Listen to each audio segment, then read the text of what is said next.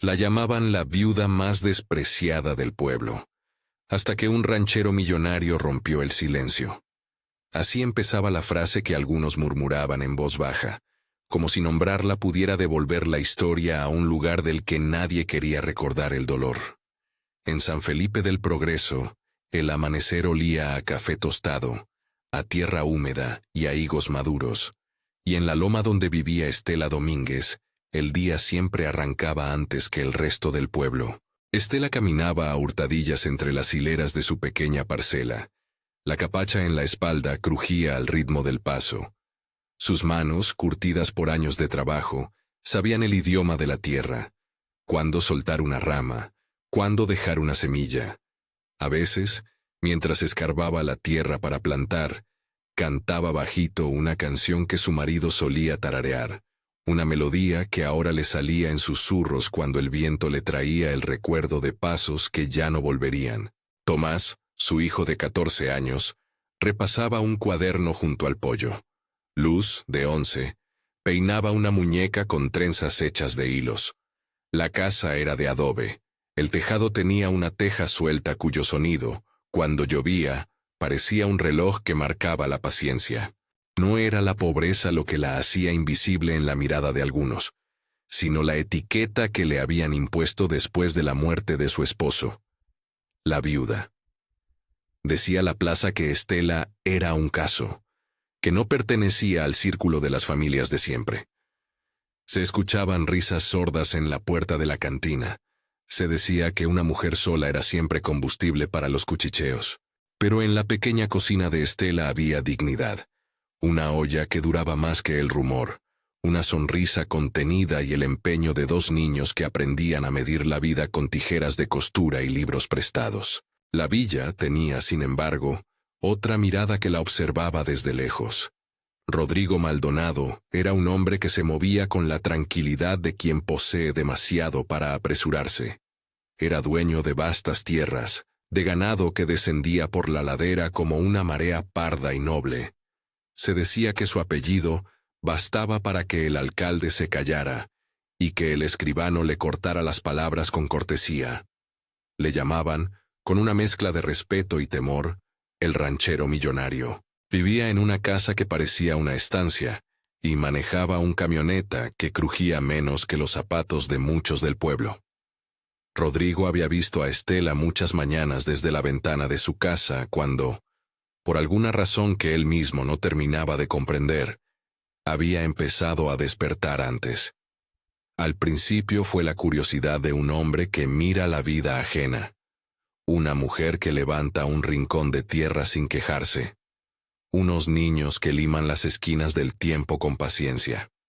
Luego la curiosidad se volvió preocupación sutil, y la preocupación, en un gesto que para él no tenía mayor trascendencia, una tarde se transformó en compañía. Fue una acción pequeña, pública y al mismo tiempo definitiva.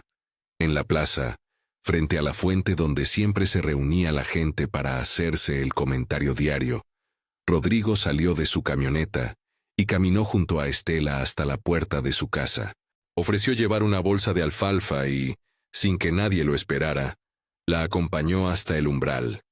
El gesto fue simple, una sombra que se inclina para ayudar a levantar una capacha, unas palabras medidas. Si necesitas algo, dilo. Pero cuando la figura de Rodrigo pasó delante de la plaza, el pueblo lo interpretó como un lugar común. Los cuchicheos se encendieron. Algunos aplaudieron en secreto, otros fruncieron el ceño. Margarita Esquivel y Jimena Castillo, que durante años habían cultivado la reputación del juicio público, alzaron sus voces con rapidez. Para ellas, el contacto entre un hombre de tanta posición y la viuda era una ofensa a las normas no escritas del lugar. Una mujer sola no debía recibir favores que la pusieran en el tablero social. Desde ese día, la vida de Estela, que ya caminaba por senderos de discreción, empezó a sentir el roce del rumor. Rocío sobre las hojas. En la plaza, el reloj sonó más fuerte. ¿Qué busca ese señor?, preguntó uno. Pues que no falte la niebla cuando brille la luna, murmuró otra. No todos juzgaron.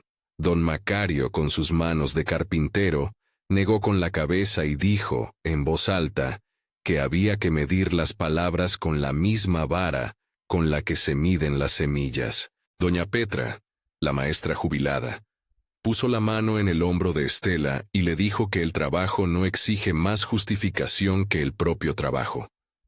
Jacinto, el panadero, dejó un trozo de pan en la mesa de Estela a escondidas, como quien restaura una deuda humana. Un gesto discreto. Un rumor que crece. La discreción de Rodrigo, sin embargo, no fue poca ni insignificante. No se limitó a acompañar a Estela hasta la puerta.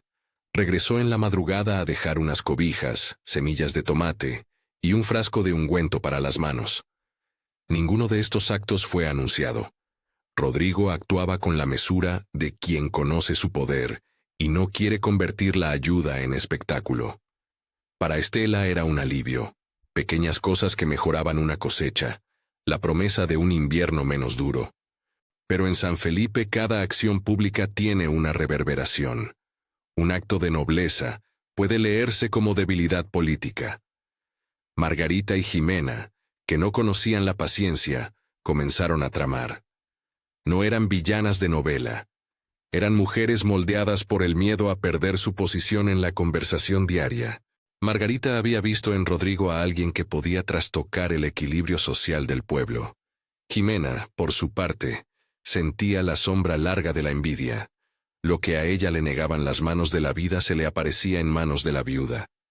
Con pequeños informes, con risas que se volvieron cuchillos, pusieron en marcha una campaña de difamación que obedecía a la lógica del rumor. Cartas anónimas que llegaron bajo puertas, muñecas con señales ridículas dejadas en la puerta de Estela a manera de amenaza velada. Una carta antigua, plantada entre las cajas de la galera que insinuaba irregularidades en la propiedad. El contenido de las cartas no importaba tanto por su verdad como por su capacidad de sembrar duda. Una hoja mal escrita bastó para que la plaza inventara teorías. La gente completa la historia con lo que le falta. Así, la sospecha se transformó en acusación. Los niños, que escuchaban a escondidas, empezaron a imitar las palabras del pueblo. Tomás bajó la mirada. Luz dejó de llevar su muñeca a la escuela. La vida cotidiana se volvió más pesada. La mirada de la cajera del mercado, la indiferencia de quien antes cruzaba la vereda para saludar, el silencio doloroso de los más jóvenes que no sabían cómo defender a quien nadie quería llamar por su nombre. Mientras tanto, Rodrigo recibió una tarde una hoja ajada, doblada con cuidado, que parecía una reliquia. Al abrirla, encontró una carta con palabras que sugerían una irregularidad en los títulos de la tierra que Estela ocupaba. La carta hablaba de un documento antiguo, de una supuesta herencia mal aclarada. Rodrigo sintió un tirón en el estómago. Era la primera vez que la sorpresa se mezclaba con la duda. Había, para un hombre de su posición, no solo la tentación de creer, sino la obligación social de mantener una reputación inmaculada. ¿Qué dirían si alguien murmuraba que él protegía a una mujer con problemas de posesión? ¿Qué dirían si se supiera que había invitado a una viuda a sentarse junto a su mesa? De repente, la discreción comenzó a parecer riesgo. Rodrigo, dueño de cartas y escrituras, empezó a moverse con cautela. Llamó a su administrador, habló con voz mesurada, pidió que indagaran sin hacer ruido. La pausa del ranchero fue vista por algunos como retirada, por otros como prudencia. Para Estela significó soledad renovada. El respaldo que le había llegado en forma de semillas se convirtió en un rumor que exigía explicaciones. La plaza volvió a ocupar su antiguo lugar como tribunal. Lo que empezó como ayuda terminó en sospecha. En la noche, cuando el pueblo se había quedado con las ventanas abiertas y el canto lejano de un perro que recorría las calles, la casa de Estela sufrió una invasión que, por suerte, no fue violenta en su cuerpo, pero sí en su alma. No hubo golpes ni incendios. Hubo manos que hurgaron cajones, una puerta forzada en la despensa, un cajón de la mesa revuelto. Nada de explícito.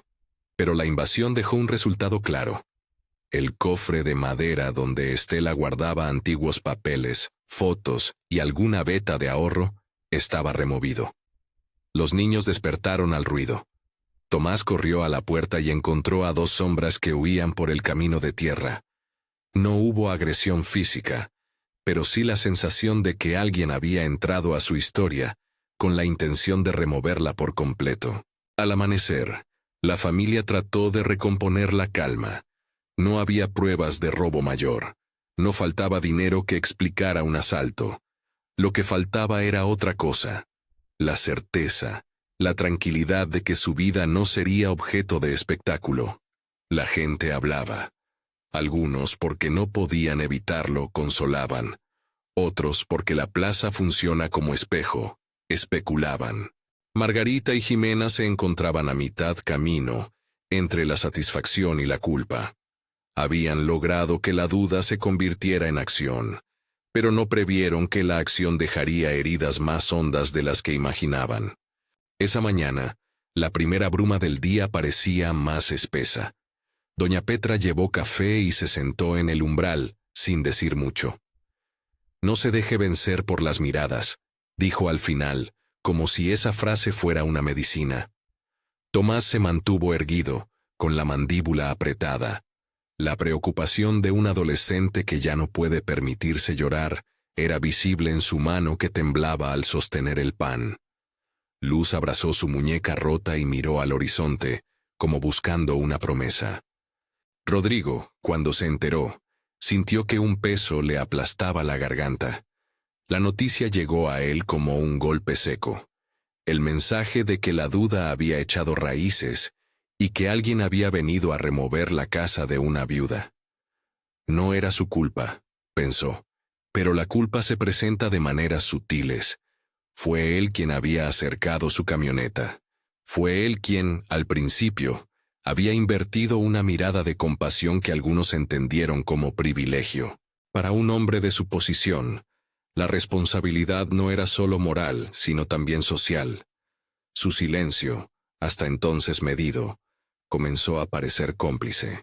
Rodrigo se encontró una tarde entrando en la oficina del abogado Andrés. Andrés era un hombre que hablaba poco, con el temple de quien ha visto demasiados papeles y pocas manos sinceras.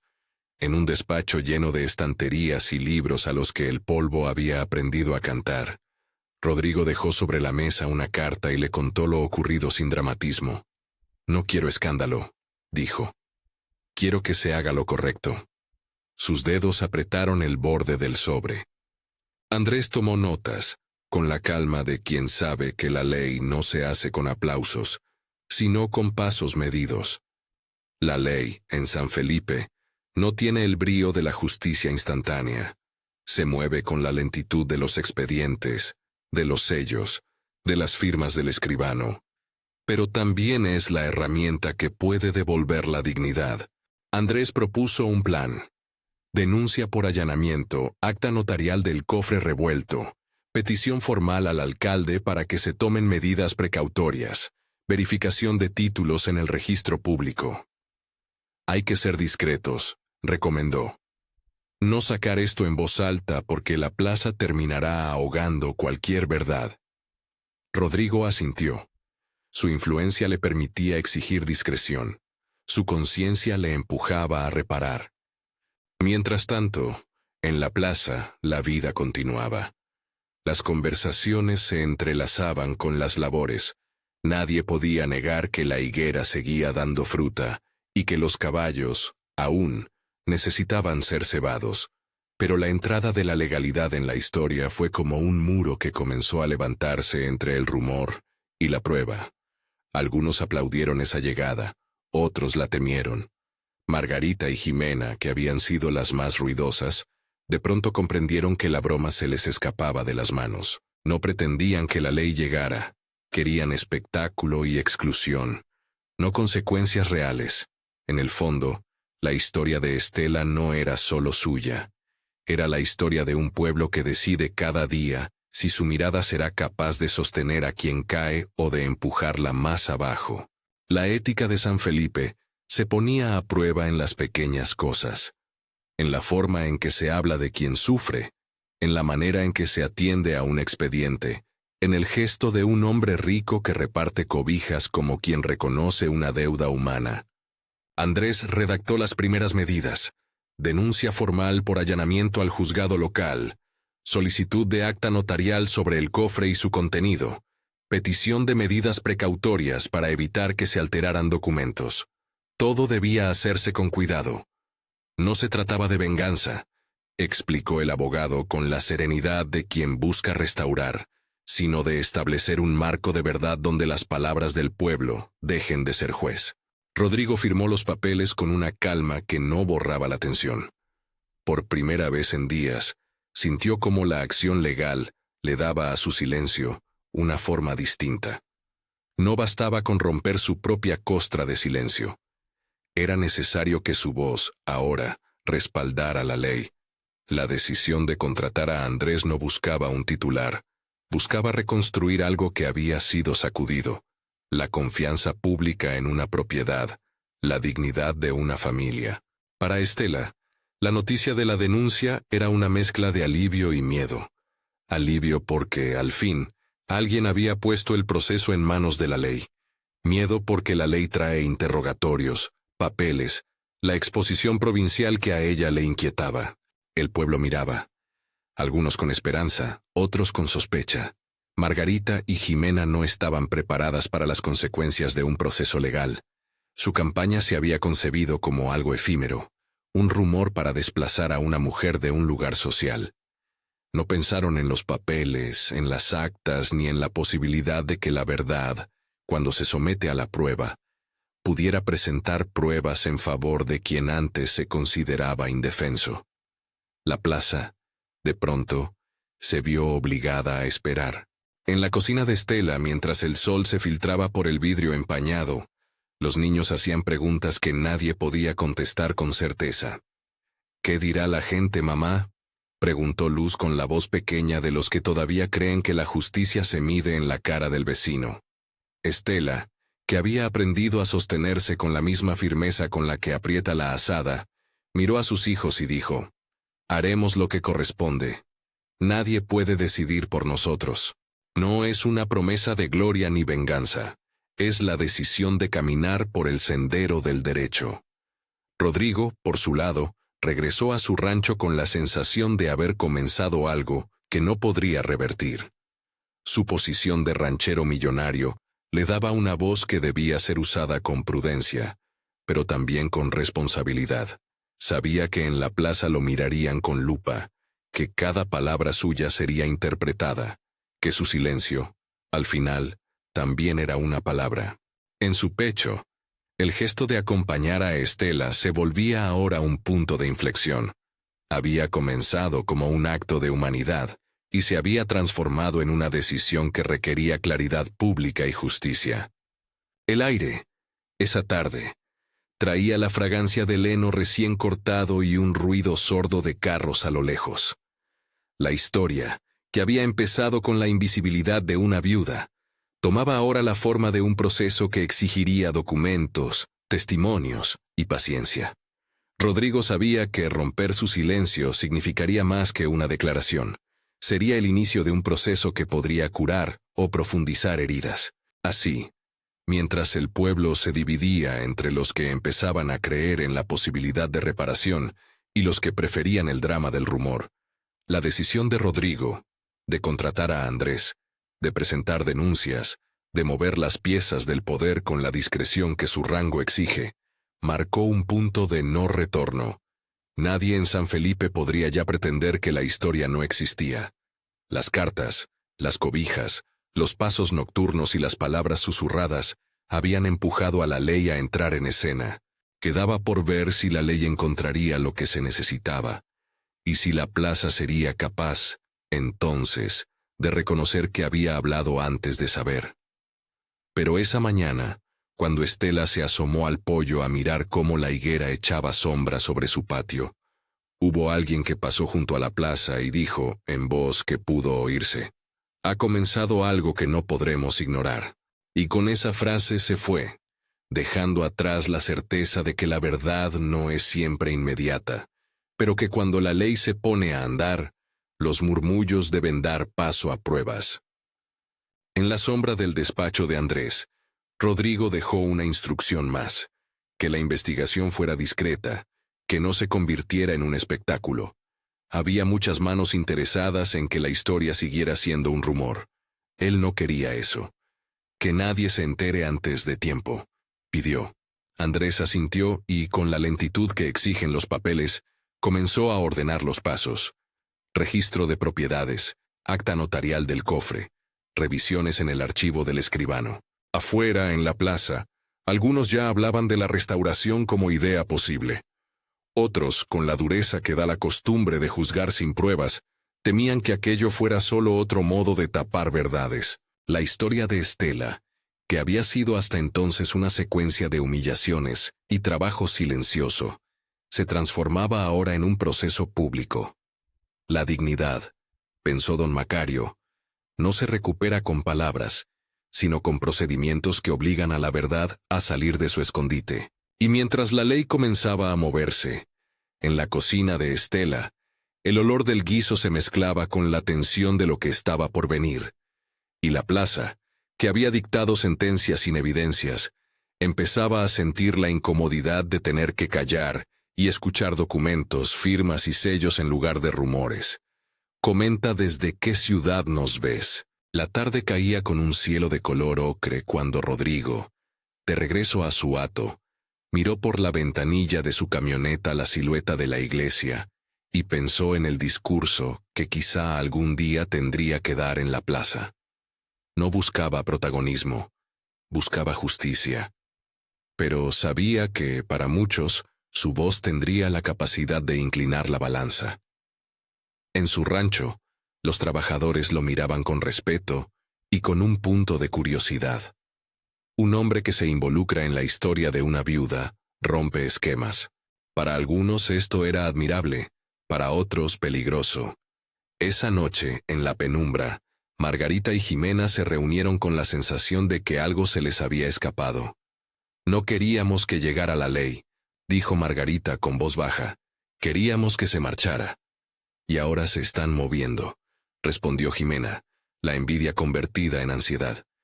No eran mujeres malas en esencia, simplemente habían sido moldeadas por la necesidad de pertenecer y por el miedo de perder la voz en la plaza. Ahora, frente al riesgo de sanciones, la culpa les dio vértigo. Al otro lado, Estela y sus hijos cerraron la puerta con la tranquilidad que da la convicción de haber hecho lo correcto. Sabían que la ley era lenta, que las noches podrían seguir trayendo sobresaltos, pero también entendían que, cuando las instituciones se activan, la esperanza de reparación existe. No era una promesa de riqueza ni de milagro. Era la posibilidad de que la verdad saliera a la luz y de que su nombre dejara de ser una condena sin juicio. Por primera vez desde la llegada de los rumores, hubo quienes comenzaron a mirar a la viuda no como el personaje de un chisme, sino como una mujer que había trabajado para ganarse un lugar.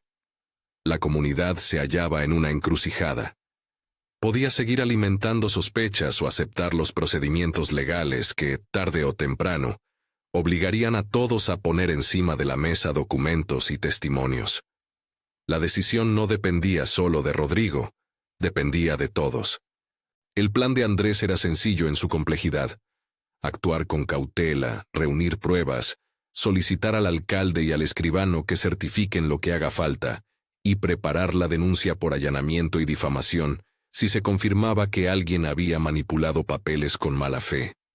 Todo debía hacerse con la certeza de que la ley, aunque lenta, podía restituir no solo tierras o títulos, sino orgullo y dignidad. Era el inicio de una reconstrucción que exigiría trabajo y tiempo, y esa idea caló, poco a poco, en algunos corazones del pueblo. Pero no todo estaba escrito. La plaza era un termómetro de humores. La higuera, un testigo que había visto pasar generaciones.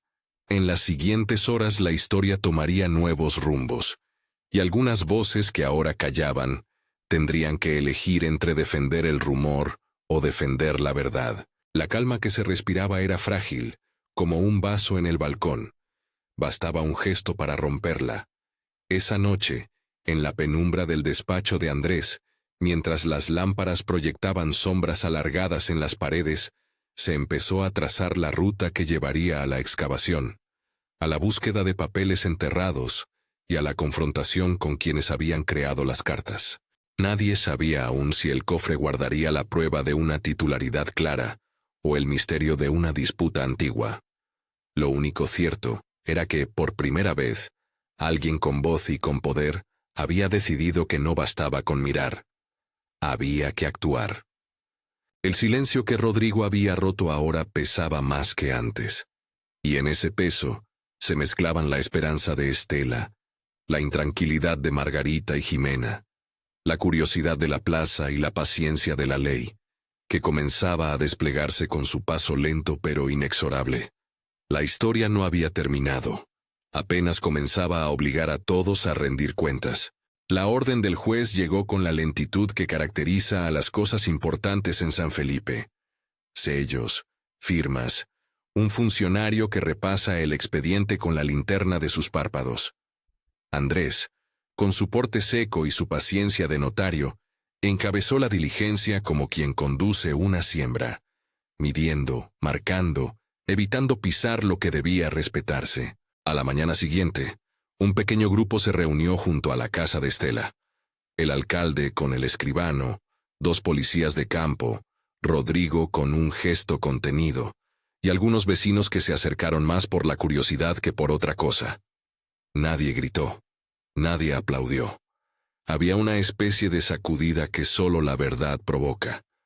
La gente sabe cuándo el rumor debe dar paso a pruebas. La tierra donde Estela guardaba, en secreto, el cofre removido esa noche, había sido removida con manos nerviosas. Andrés pidió que se abriera la zanja con cuidado, pala por pala, y que el escribano levantara acta de todo. El sol de la mañana fue testigo cuando se encontró, finalmente, la tapa de madera, incrustada entre raíces de higuera. Alguien contuvo la respiración. El cofre era modesto, con herrajes oxidados.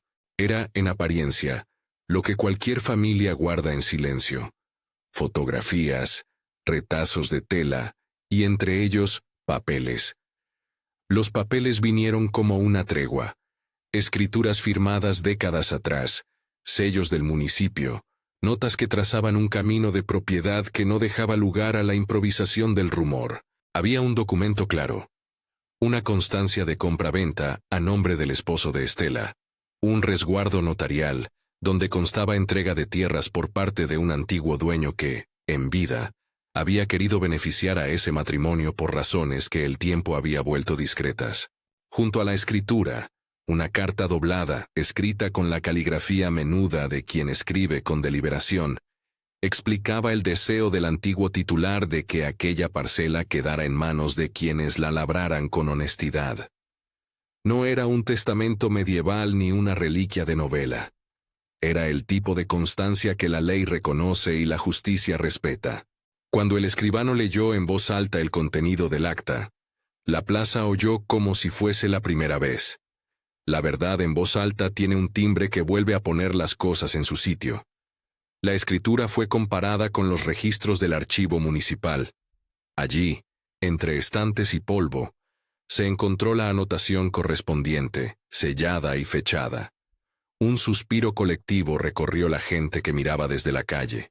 No se trataba de devolver riquezas, sino de restituir nombre y pertenencia. Pero las pruebas no terminaban en el cofre. La investigación, realizada con la discreción que Andrés había pedido, incluyó medidas procesales, solicitud de búsqueda en los domicilios de los principales sospechosos de haber sembrado la carta falsa y de haber orquestado las amenazas. Con autorización judicial, los agentes revisaron la galera y un cuarto de almacenamiento aledaño a la cantina, donde se reunían Margarita y Jimena. No fue una escena cinematográfica, fue un registro técnico, con listados y actas.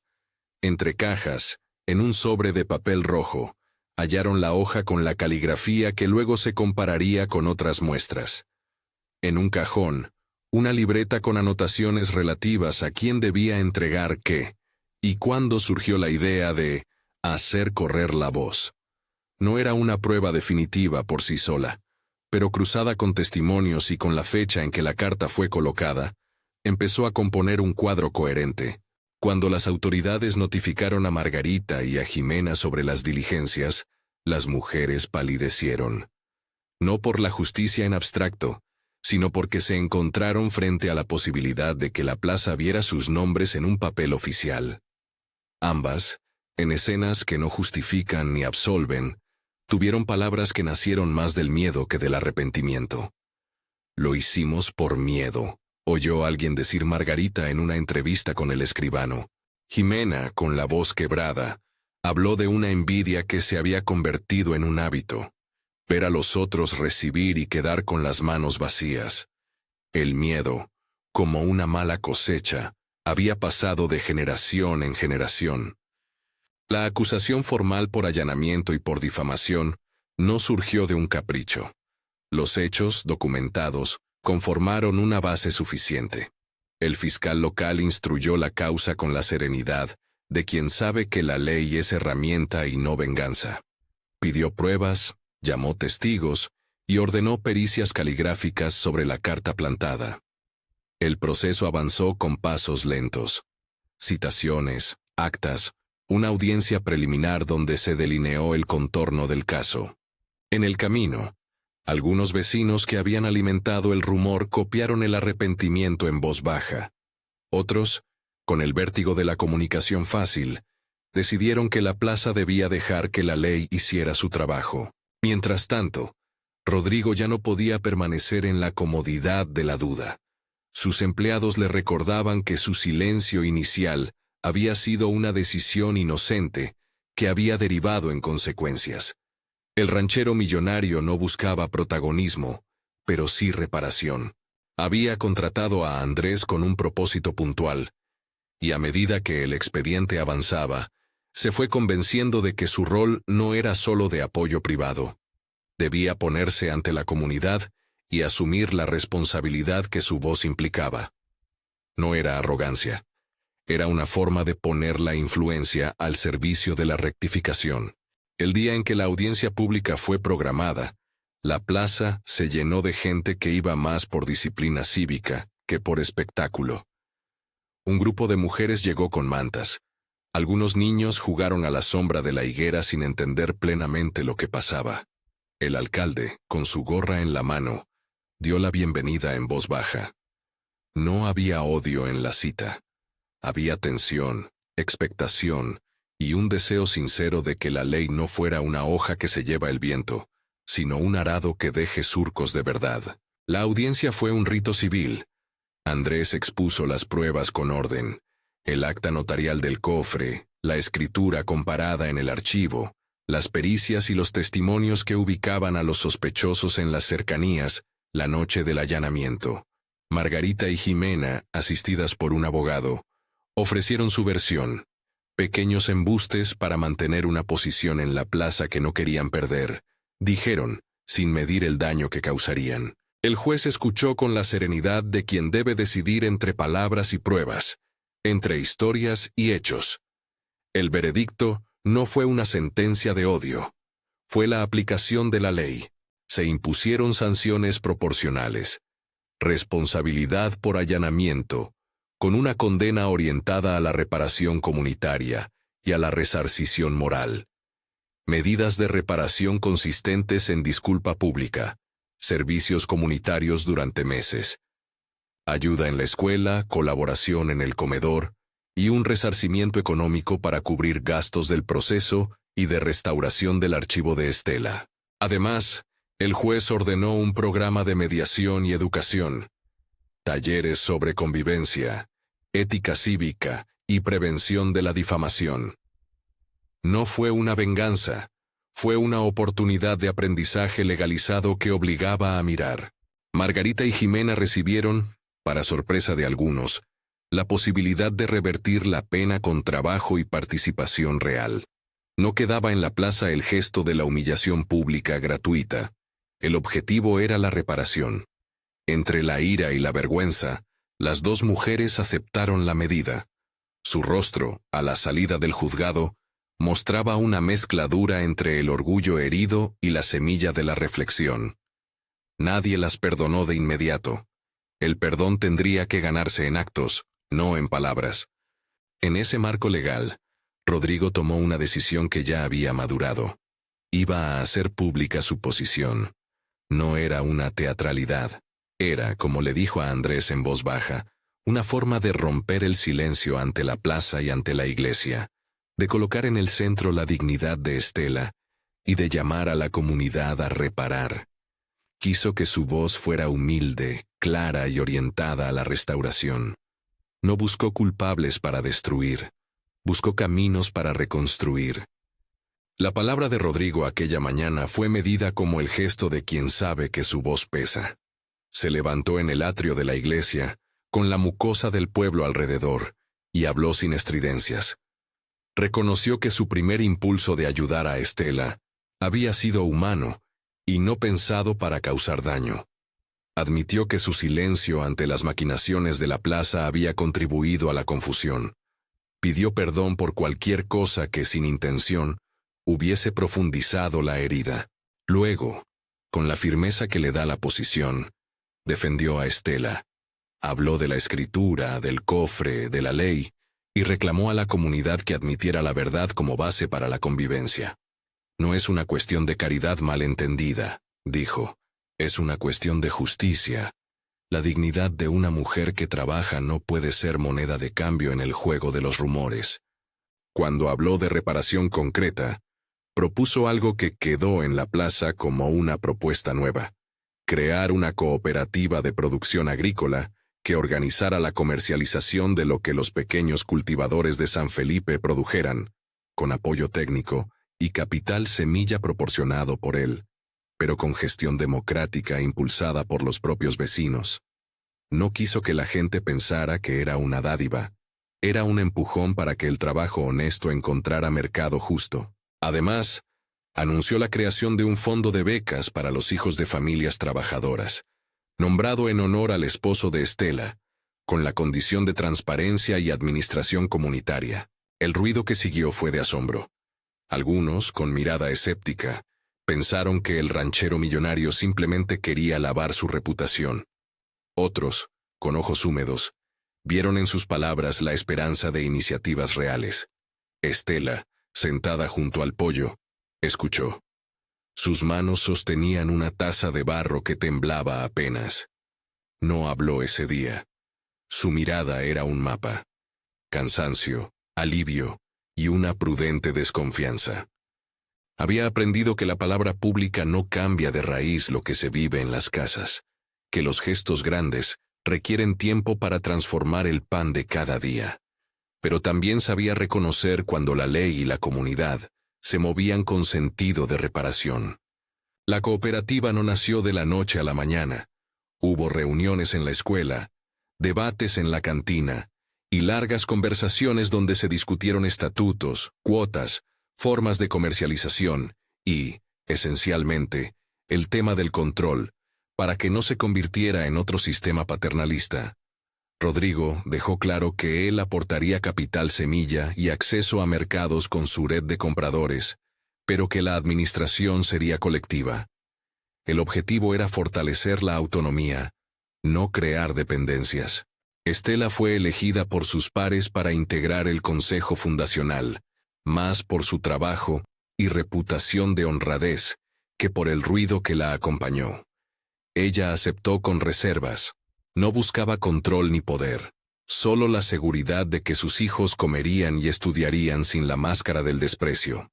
El primer proyecto de la cooperativa fue modesto y concreto: organizar una línea de tomates y higos empaquetados bajo un nombre común, con etiquetado que recolectara la historia del pueblo como valor agregado.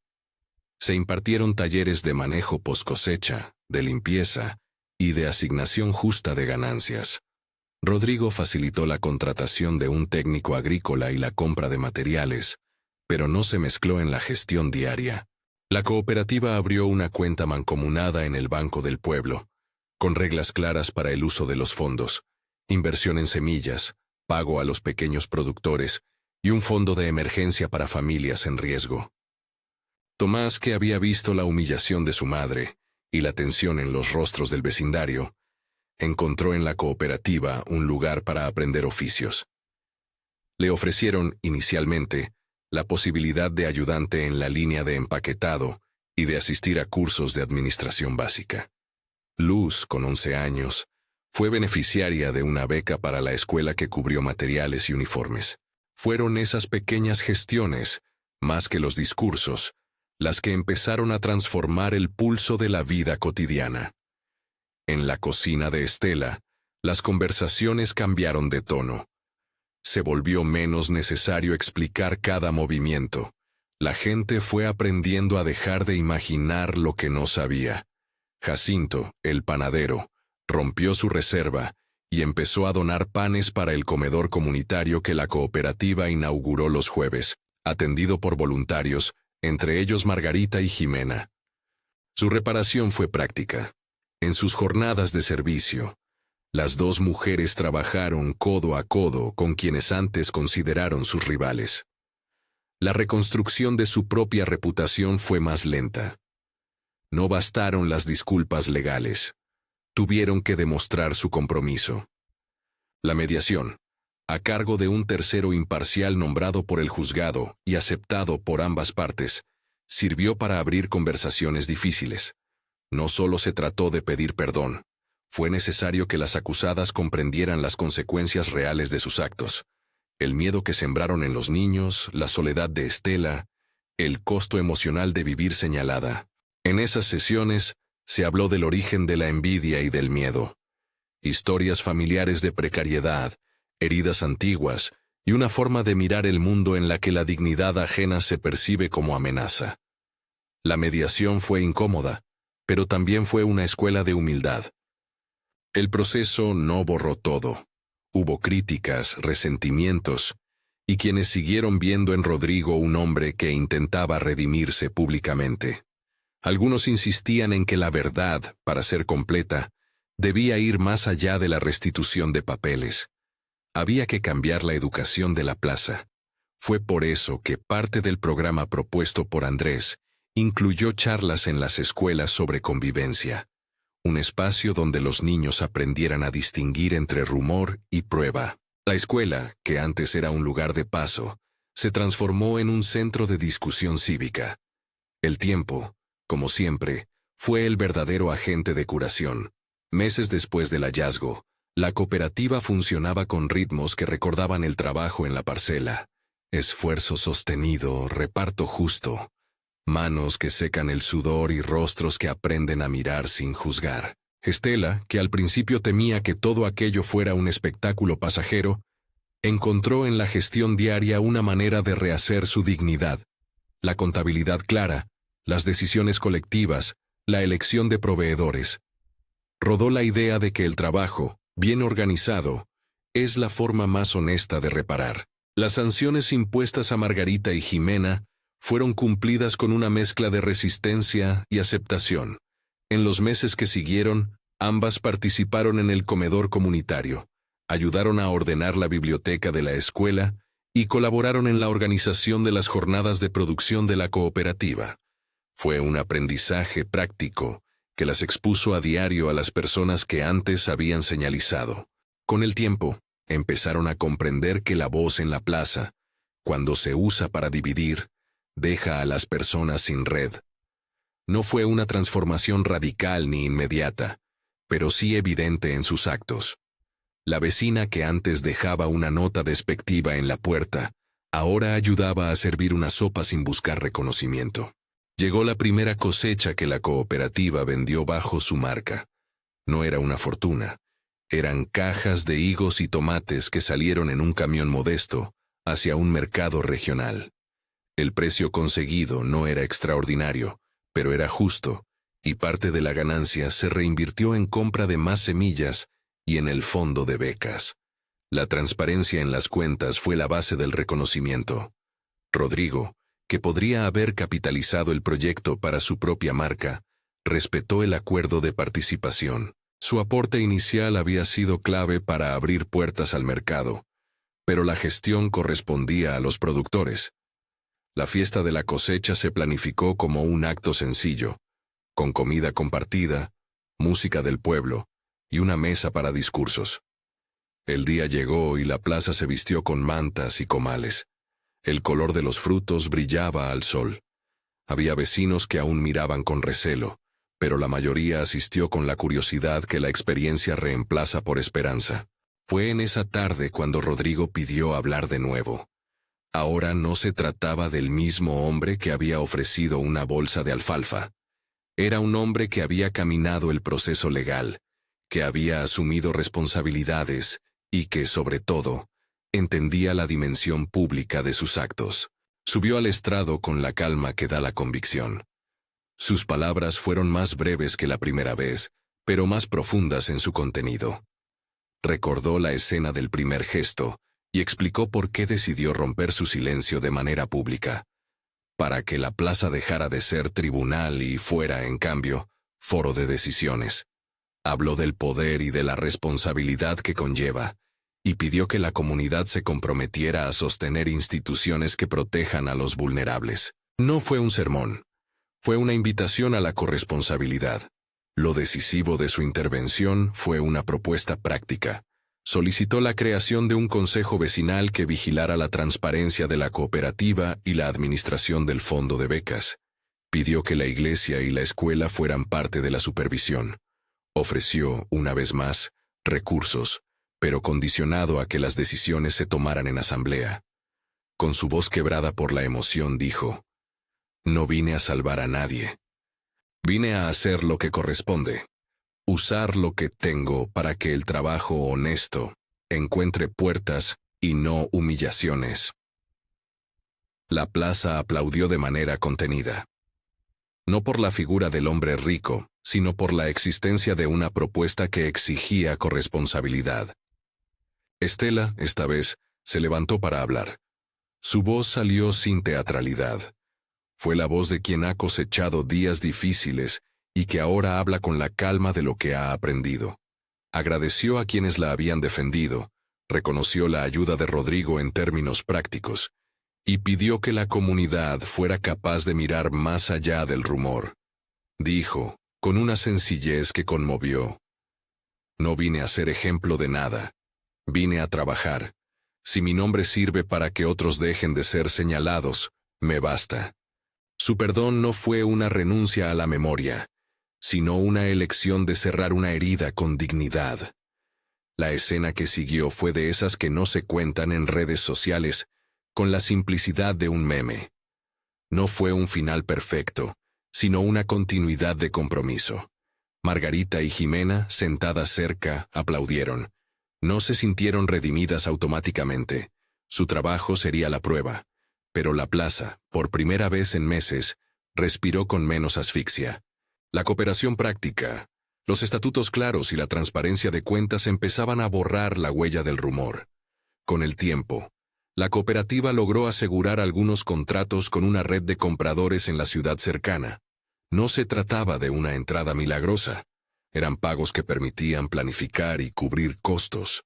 La administración comunitaria se fue profesionalizando. Se contrató a una persona para llevar la contabilidad, se organizaron turnos y se estableció un pequeño reglamento para garantizar pagos a tiempo. Todo ello cambió la vida cotidiana. Estela ya no vivía con el temor constante a las miradas. Tomás encontraba un futuro práctico en la gestión, y Luz se concentraba en la escuela sin la sombra del desprecio. La reparación, sin embargo, no fue solo económica. Hubo gestos simbólicos que sostuvieron la restitución moral. Una placa en la plaza que fue acordada en asamblea, donde se habló de la importancia de la verdad y de la dignidad del trabajo. Una jornada de lectura en la que los niños leyeron relatos sobre convivencia, y una pequeña exposición en la escuela con fotografías del antes y después, no para exhibir el dolor, sino para enseñar que las comunidades pueden rectificar. En los meses siguientes, la prensa local recogió la historia con tono moderado. No fue pieza de sensacionalismo, sino de aprendizaje. Algunos medios buscaron el titular fácil, pero la mayoría relató la secuencia legal y social con respeto. Rodrigo fue visto por la gente de su rancho de manera distinta, ya no solo como un hombre rico que da, sino como un actor público que asumió consecuencias. No todos quedaron satisfechos, siempre hay quienes esperan gestos más radicales, pero la base era otra. La ley, la comunidad y el trabajo conjunto. Vino, inevitablemente, la reflexión pública sobre la facilidad con que la gente construye juicios sin pruebas. Fue en una reunión organizada en la escuela, con participación del alcalde, del escribano, del juez y de representantes de la cooperativa, donde se decidió promover una campaña de concienciación. Antes de juzgar, pregunta. Antes de repetir, verifica. No fue un acto solemne, sino una serie de conversatorios, pequeñas piezas en la radio del pueblo y charlas en el mercado. El objetivo no era moralizar, sino educar. La historia de Estela se convirtió en una enseñanza práctica. La dignidad se reconstruyó con papeles y con manos, con procesos legales y con la constancia del trabajo diario. No hubo milagros. Hubo ley, gestión y voluntad colectiva. Eso no la hizo menos conmovedora, la hizo más tangible. La vetusta higuera siguió dando fruto, y en torno a ella se reunieron, en más de una ocasión, estudiantes y vecinos para explicar qué pasó y qué se aprendió. En alguna tarde, cuando el polvo bailaba en los rayos del sol, Rodrigo pasó por la parcela de Estela sin alarde. Hablaron de trivialidades, la sequía, la próxima siembra. Ella le agradeció en términos sencillos, por su apoyo, por su discreción en el inicio, por la ayuda para solucionar algo que no podía enfrentar sola. Él respondió con una frase que, en su tono, no buscaba el aplauso. Hice lo que pude. Me hubiese gustado hacerlo antes y mejor. No había espectacularidad, solo la sensación de que la responsabilidad muchas veces llega tarde, pero que cuando llega, debe quedarse. Los hijos de Estela crecieron en un ambiente donde la reputación ya no era una espada que pendía sobre sus cabezas. Tomás aprendió contabilidad básica. Luz desarrolló aptitudes para la organización y los libros. La beca permitió que ambos continuaran su educación con menos sobresaltos. La comunidad, poco a poco, comenzó a medir a las personas por lo que aportaban, no por lo que se decía de ellas en una esquina. En el epílogo de esta parte de la historia, la plaza de San Felipe del Progreso se mostró como un organismo vivo, capaz de romper lazos y, más importante, capaz de volver a tejerlos con esfuerzo. La lección que quedó no fue la del juicio fácil ni la del perdón barato. Fue la de la responsabilidad compartida. La ley había actuado con mesura, la comunidad con lentitud y la solidaridad con concreción. Todos, a su modo, habían aprendido que el rumor no debe convertirse en sentencia, ni la ayuda en espectáculo. El ranchero millonario que rompió el silencio terminó por aceptar que su papel era más complicado que un gesto efímero. Se trataba de sostener procesos. Estela, por su parte, no necesitó protagonismo. Su dignidad recobró peso a partir de la justicia formal y del trabajo colectivo. Margarita y Jimena pagaron su deuda social con trabajo y con el aprendizaje necesario para no repetir el error. Andrés, en su despacho, guardó el expediente con la misma calma con que resguarda las pruebas. No como trofeo, sino como registro de que la ley puede reparar cuando se le deja actuar. En la última escena, la fiesta de la cosecha reunió a la comunidad en una tarde templada. Hubo música, pan compartido y la risa de los niños que ya no imitan el rumor. Rodrigo pronunció unas palabras breves, cargadas de intención y sin teatralidades. Cuando uno tiene voz, tiene también deberes. Romper el silencio no es solo hablar, es asegurar que lo que uno dice ayude a levantar, no a hundir. Hoy, con ustedes, hago un compromiso. Estar cuando se me necesite para construir, no para imponer. Estela, desde su sitio, Sonrió con el cansancio de quien trabaja y con la paz de quien ha visto cómo la ley puede devolver la dignidad. Hay, en el cierre de esta historia, una imagen que permanece: la higuera, con sus ramas llenas, dando sombra como antes, pero ahora con gente que se sienta bajo ella a compartir pan y palabra con menos miedo. No todo quedó resuelto. Las heridas tardan en cicatrizar y la memoria del pueblo es caprichosa. Pero algo cambió de manera irreversible. La plaza aprendió que la verdad tiene procedimientos y que la justicia, aunque lenta, puede restituir nombres, y que la reparación no es una dádiva, sino un trabajo compartido.